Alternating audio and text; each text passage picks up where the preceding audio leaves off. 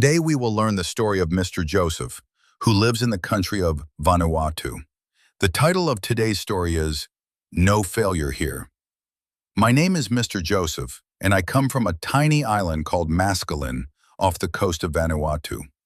Vanuatu is a small island country in the South Pacific Ocean. I grew up surrounded by the sparkling blue sea and tall green trees. I went to school like the other kids but didn't enjoy it. I wasn't a good student. I received the worst grades in my class. My father knew I didn't like school, but he still had a simple dream for me. Just finish 6th grade. Learn to read and write your name. That's enough. I'll never forget one day in 6th grade. We were taking a test. My teacher looked at my paper and sighed. John, you'll never change. You're wasting your parents' money. You have no purpose. Then, she threw my books out the window and told my classmates to laugh at me. I had to run outside to pick up my books while everyone watched. That moment broke something in me.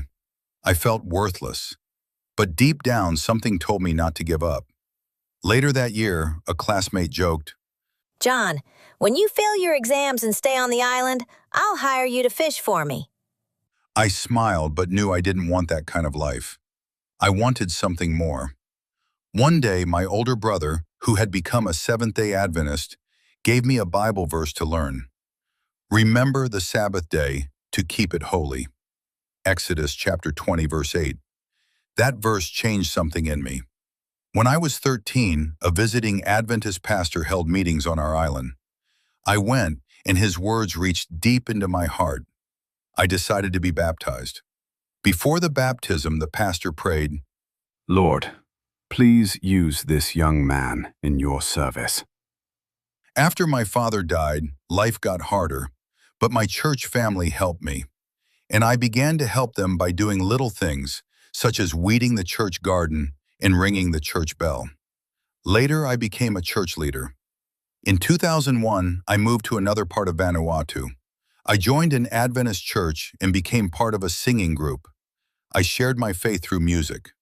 I wasn't good at talking in front of people, but when I sang, I still felt like I was telling others about Jesus.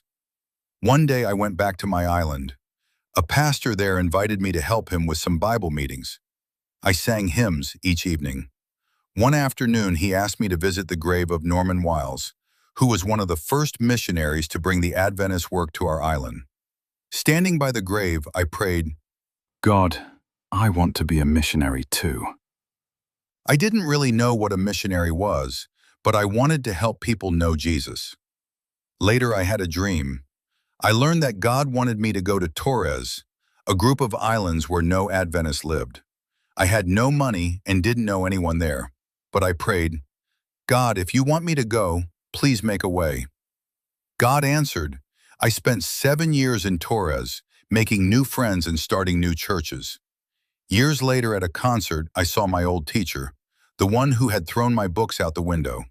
She came to me with tears in her eyes, handed me a watermelon, and said, I'm sorry for the words I spoke to you.